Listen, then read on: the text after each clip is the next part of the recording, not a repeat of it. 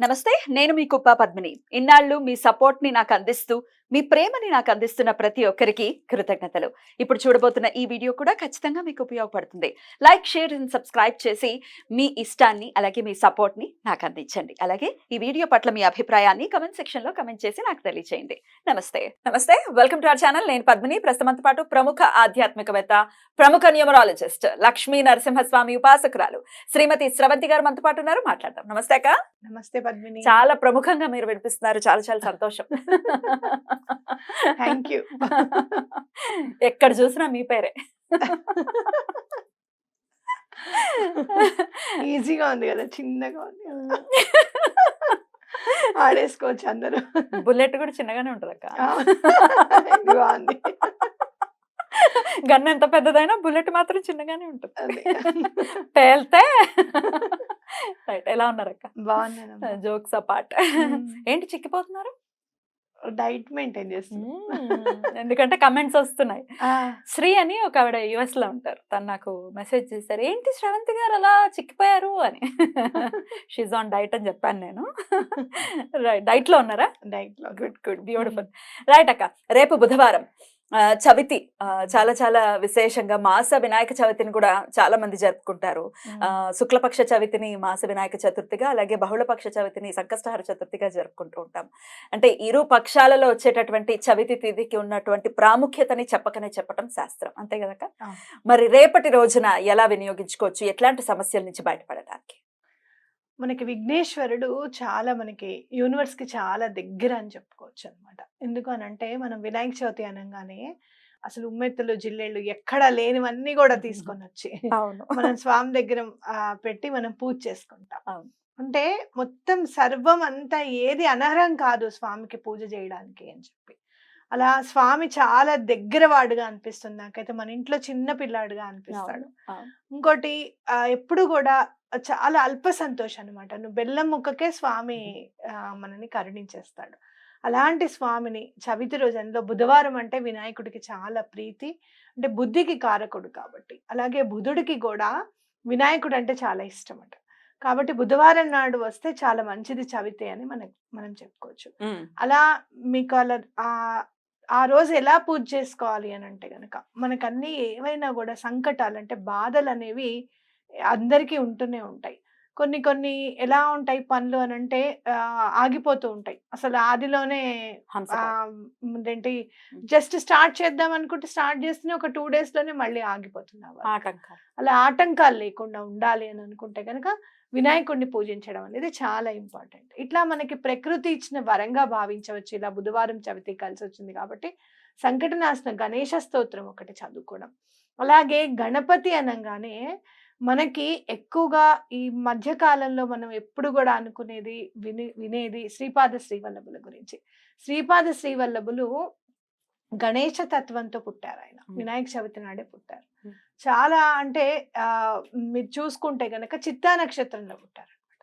చిత్తా నక్షత్రం దేనికి కారణం అంటే చింత లేకుండా ఉంటామట చిత్తా నక్షత్రం. అలా చింతలన్నీ కూడా తీర్చేయడానికే స్వామి చిత్తా నక్షత్రంలో పుట్టారని నాకు అనిపిస్తుంది. కాబట్టి చవితి అనగానే మనకి శ్రీపాద శ్రీవల్లభులు గుర్తుకొస్తారు.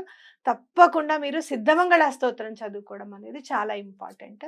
మీ దగ్గర శ్రీపాద శ్రీవల్లభుల చరిత్ర లేకపోతే, చరితామృతం లేకపోతే తప్పకుండా తెచ్చుకోండి. లేదా మీ మొబైల్లో గూగుల్లో మీరు బలానా చాప్టర్ అనగానే వచ్చేస్తుంది. తెలుగులో అంటే తెలుగులో వస్తుంది, ఏ భాషలో కావాలంటే ఆ భాషలో వస్తుంది.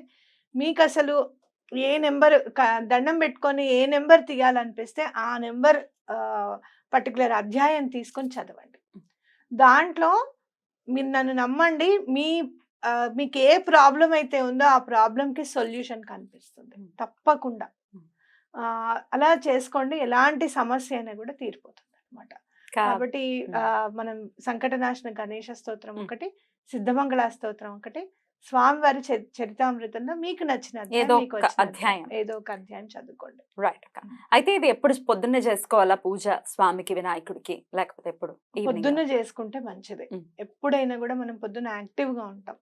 12 లోపల ఏ పని చేసినా కూడా వృద్ధి పొందుతుంది అని చెప్తారనమాట. అంటే సూర్యుడు 6 నుంచి 12 వరకు కూడా వృద్ధి పొందుతూనే ఉంటాడు. కాబట్టి ఏ పని చేసినా కూడా పదింతలుగా మనకి తిరిగి వస్తుందని అర్థం. అందుకనే పూజ ఏదైనా చేస్తే 11 లోపల చేయండి అని చెప్పేది అందుకే మనకి. హ్మ్. మళ్ళీ 12 అనుకో మళ్ళీ మనం వేరే పూజల కిందకొస్తుంది హ్మ్. కాబట్టి తొందరగా మనం చేసేసుకోవాలనమాట. హ్మ్. అలా మాకస్సలు టైం లేదండి అనుకున్న వాళ్ళు ఒక్క గంట ముందు లేచి చేసుకోండి. ఇదంతా మనం చెప్పిందంతా 1 అవరే టైం పడుతుంది. హ్మ్. అలా అస్సలే కుదరదండి మేము నైట్ షిఫ్ట్ చేసొస్తామనే వాళ్ళు కూడా ఉన్నారు. హ్మ్. అలాంటప్పుడు సాయంత్రం చేసుకోండి. సాయంత్రం 6 తర్వాత దీపం పెట్టుకొని చేసుకోండి పూజ. రైట్. హ్మ్. ఒక న్యూమరాలజిస్ట్ గా చెప్పండి అక్క. ఇట్లాంటి ఆటంకాల్ని అధిగమించడం కోసం ఖచ్చితంగా వినాయకుడిని పూజించాలి. దాంతో పాటు ఏదైనా స్విచ్ వర్డ్స్ చెప్తారా? హ్మ్. తప్పకుండా చెప్తాను. మీరు 'ఉల్ఫ్ మ్యాజిక్ బిగిన్ నౌ' అనేది మీరు వినే ఉంటారు. Wolf magic begin now. Begin now. Yeah! అయితే ఎక్కడ కూడా మనకి మ్యాజిక్ అనంగానే మనం అలర్ట్ అయిపోతాం చూడు. ఆ వర్డ్ వినంగానే మనకి చాలా మిరకిల్ అనేది, మ్యాజిక్ అనేది చాలా మంచి వర్డ్స్ అన్నమాట. కాబట్టి గణేష మ్యాజిక్ బిగిన్ నౌ అని అనుకోండి. వావ్! హ్మ్.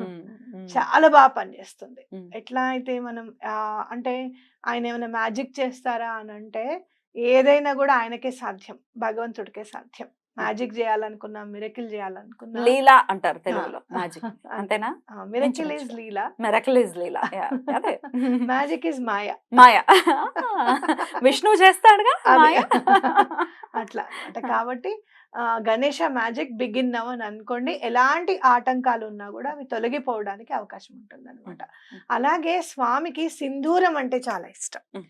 సింధూరము సింధూర గణపతి ఏంటంటే మనకున్న పనులలో ఎలాంటి అవాంతరాలున్నా, ఎలాంటి ఆటంకాలున్నా సింధూర గణపతికి పూజ చేసుకుంటే చాలా మంచిది. అలా మీరెక్కడైనా గనక ఇప్పుడు చక్కగా పిల్లలు ఎగ్జామ్స్ రాస్తున్నారు రేపు.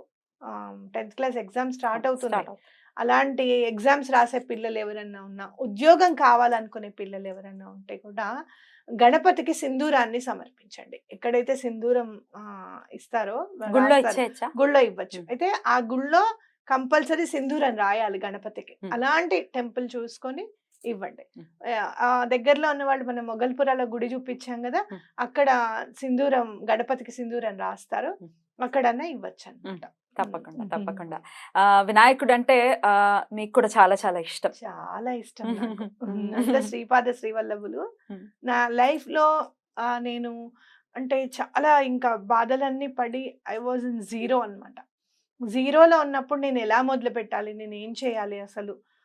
నేనంటూ మళ్ళీ పైకి ఎదగడానికి నాకు ఎలాంటి అవకాశం వస్తుందా అని చెప్పి నేను ఎదురు చూస్తున్నప్పుడు గణపతి నీల గణపతి రూపంలో మా ఇంటికొచ్చారు. అవును. బ్లూ కలర్‌లో ఉంటది చెప్పి చూడు ఉన్నారు. మన ఫోటో ఇంట్లో. కూడా చూపిచ్చారు ఆ! మాకు. అవును.